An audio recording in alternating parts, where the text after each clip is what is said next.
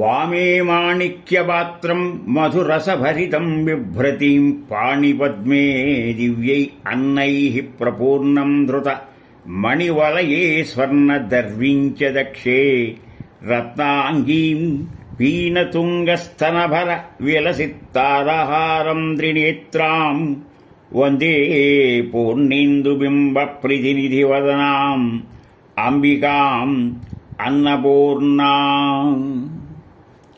ఈ యొక్క తదుపరి ఇంద్రకళాద్రిపై వేసినటువంటి దుర్గామ్మవారిని అన్నపూర్ణ అవతారంలో మనం అర్చించుకుంటాం. ఈ అన్నపూర్ణ మనకి పసుపు లేదా గంధం చీర అలంకారంగా కడతారు. ఆవిడికి నివేదించాల్సినది దద్దోజనం, కట్టె పొంగలి.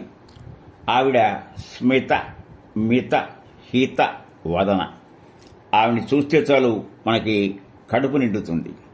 మనం అనుకుంటాం తినే తిండి తాలూకు కాదు, ఆదిభిక్షు అయిన పరమేశ్వరుడే ఆదిభిక్షువుగా మారి ఆవిడ దగ్గర భిక్ష తీసుకుంటారు.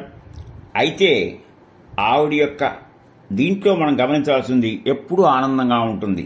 నిత్యానందకరీ వరాభయకరీ సౌందర్యరత్నాకరీ నిర్దూతాఖిల ఘోర పావనకరీ వృత్యక్షమాహేశ్వరీ ప్రాళీయాచలవంశ పావనకరీ కాశీపురాధీశ్వరీ భిక్షాందేహి కృపావలంబనకరీ మాతా అన్నపూర్ణేశ్వరీ నానారత్న విచిత్రభూషణకరీ హేమాంబరాడంబరీ ముక్తాహార విడంబమాన విలసద్వక్షోజ కుంభాంతరీ కాశ్మీరాగరువాసితారుచికరీ కాశీపురాధీశ్వరీ భిక్షాందేహి కృపావలంబనకరీ మాతా అన్నపూర్ణేశ్వరీ.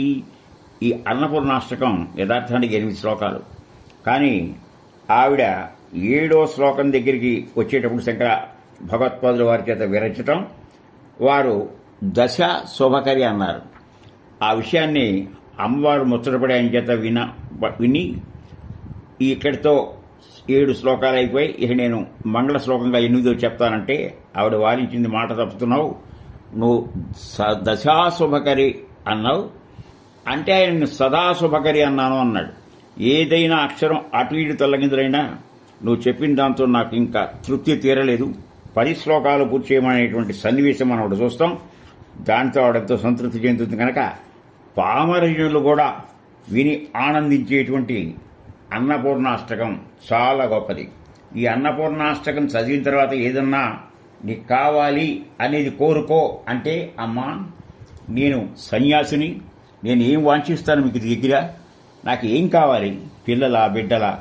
అప్పుడే ఆవిడ కొంత మోహపెట్టింది, పిల్లలు కావాలా, ఏదన్నా గొప్ప భూములు కావాలా, ఈ లౌకిక ప్రయోజనాన్ని చేకూర్చి ఏవి కావాలన్నా వద్దు వద్దు అని చెప్పి ఆయన చెప్పినటువంటి ముకటాయమానమైన విషయం చాలా.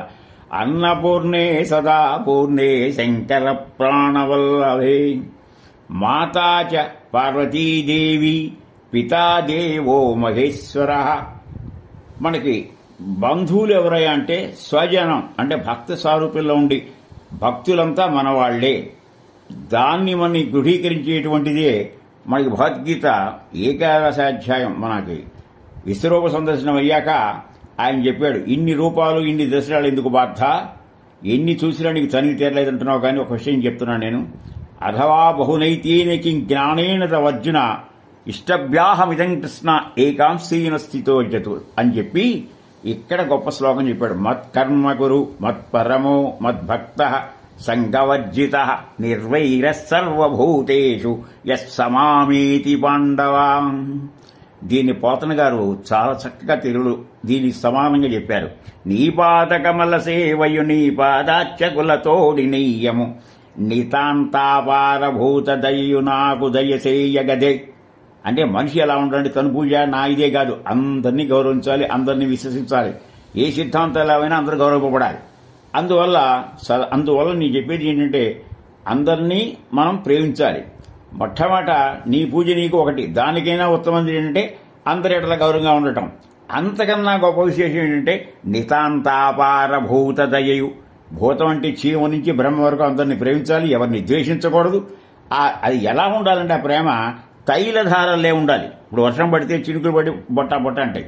తైలధార మొదలు చివరి దాకా ఉంటుంది కనుక అలాంటిది నాకు చెప్పమన్నట్టుగానే ఈ అమ్మ యొక్క కృపా కటాక్ష వీక్షణాలు మన మీద ఉన్నంత వరకు ఆవిడ మనకిచ్చేది కడుపు నింపుకునే అన్నపు భిక్ష కాదు, జ్ఞాన భిక్ష అనేది గుర్తుంచుకుంటే ఈ జ్ఞానం రావడం వల్ల మనకి ఎలాంటి ఇబ్బంది పడదు. దీనికి సంబంధించిన కథలు కూడా మనం చాలా చూసాం. ఒకసారి కాశీలో 1000 మంది శిష్యులతో ఆ యొక్క వ్యాసుడు అంటే ఆయన వ్యాసుడే విష్ణు యొక్క అవతారం, విష్ణురూపాయ వ్యాసరూపాయ విష్ణువే నమో వై బ్రహ్మనిధయే వాసిష్ఠాయ నమో నమః అని చెప్పుకున్నాం. అలాంటి అతను మరి 18 పురాణాలు మరి 32 ఉపపురాణాలు రాసిన ఆయన 1000 మంది శిష్యుల్ని వెంట పెట్టుకుని కాశీ వీధిలో తిరిగాడు. ఒకరోజు భిక్షాటన గడితే దొరకల. అదే పరిస్థితి రెండో రోజు కూడా ఎదురైతే ఆయన ఆ యొక్క కాశీ నగరాన్ని కాశీవాసుల్ని శపించడానికి ఉద్యుక్తుడైతే అన్నపూర్ణాదేవి ఆ అమ్మే వచ్చి ఆయన ఆపి, నీకు కావాల్సింది నేను ఏర్పాటు చేస్తాను, నువ్వు వెంటనే నీ శిష్యులతో సహా గంగలో స్నానం చేసి పవిత్రుడైన అనుష్ఠానాన్ని పూర్తి చేసుకురామని చెప్పగానే ఎవరు ఏది తినాలని కోరుకున్నారో షడ్రుచులు అన్నీ ఆ యొక్క విస్తట్లో ప్రత్యక్షమయ్యాయి. ఆ ఆనందంతో ఆయన మళ్ళా ఏవో శ్లోకాలు చెప్పాడు. అన్నీ వింటున్నటువంటి పరమేశ్వరుడు ఒకటి చెప్పాడు, అన్నీ ఉన్నా ఉండాల్సినటువంటి నీకు ఆ కోపం తగ్గలేదు, అది రజోగుణం. ఆ కోపం వల్ల నువ్వు ఇలాంటి పరిస్థితికి వచ్చావు కనుక నువ్వు కాశీలో ఉండటానికి అర్హుడవు కావని చెప్పి బహిష్కరిస్తే మనం కాశీ వెళ్ళినప్పుడు చూస్తాం వృద్ధ కాశీని అక్కడ ఉంటాడు. కొన్ని పర్వదినాల్లోనే ఇక్కడికి రావడం జరుగుతుంది కనుక ఈ కాశీ అంటేనే పవిత్ర జీవక్షేత్రం. కాశీ అనేటువంటి పదం ఖస్ అనే ధాతువులో, ఖస్ అంటే వెలుగు, అది వెలుగు పరంపర. బాలా త్రిపుర సుందరి ఉపాసకుడు శ్రీ తాడాపల్లి రాఘవనారాయణ శాస్త్రి గారికి కాశీ ఒక వెలుగు దండగా అయింది. అది మహనీయుడి యొక్క స్థితి. ఈ అన్నపూర్ణ యొక్క అవతార విశేషాలతో మరొక అవతారానికి మనం ఉద్యుక్తులవుదాం.